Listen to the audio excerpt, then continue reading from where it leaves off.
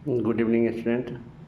आज हम बात करेंगे इलेक्ट्रोकेमिस्ट्री के बारे में। तो केमिस्ट्री का एक ऐसा ब्रांच है जिसमें हम लोग केमिकल एनर्जी इलेक्ट्रिकल एनर्जी में कन्वर्ट करता है उसके बारे में पढ़ते हैं, या इलेक्ट्रिकल एनर्जी केमिकल एनर्जी में कन्वर्ट होता है उसके बारे में बात करते हैं। समझ गया?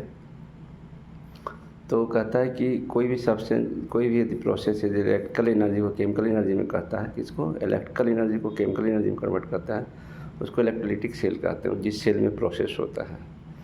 यदि केमिकल एनर्जी यदि इलेक्ट्रिकल एनर्जी में पड़ता है उसको नाम है इलेक्ट्रोकेमिकल सेल। ठीक है।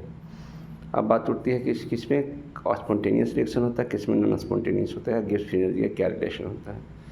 तो इलेक्ट्रोलिटिक सेल में हम लोग बाहर से करंट देते हैं और केमिकल एनर्जी में स्टोर होता है, नए नए कंपोनेंट बनते हैं, सब्सटेंस बनते हैं। तो ये नॉन स्पॉन्टेनियस होता है और एक्सटर्नल एजेंट यानी करंट बन के उस प्रोसेस को रिएक्शन को प्रोसीड करता है। तो जब नॉन स्पॉन्टेनियस है तो इसमें डेल्टा क्या होगा, ग्रेटर देन 0 होगा, यानी एनर्जी एक तरह से सिस्टम का अपलिफ्ट हो रहा है, बढ़ रहा है। अब होता है कि इलेक्ट्रोकेमिकल सेल में क्या होता है, तो केमिकल एनर्जी जो स्टोर होता है जो अपने आप से रेडॉक्स रिएक्शन देके लो एनर्जी स्टेट में आता है, यानी कहने का मतलब केमिकल एनर्जी इलेक्ट्रिकल एनर्जी में कन्वर्ट हुआ, रेडॉक्स रिएक्शन होना ज़रूरी है इसलिए।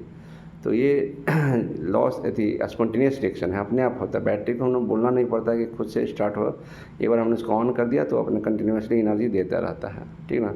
तो इसके अंदर कैसा रिएक्शन हो रहा है, स्पॉन्टेनियस हो रहा है। तो इस केस में डेल जी लेस देन 0 होगा। ये सब आपका बेसिक बातें हैं। ठीक ना। फिर हम अगले वीडियो में आपको इलेक्ट्रोलिसिस और इलेक्ट्रोकेमिकल सेल के बारे में बताएंगे। ठीक ना।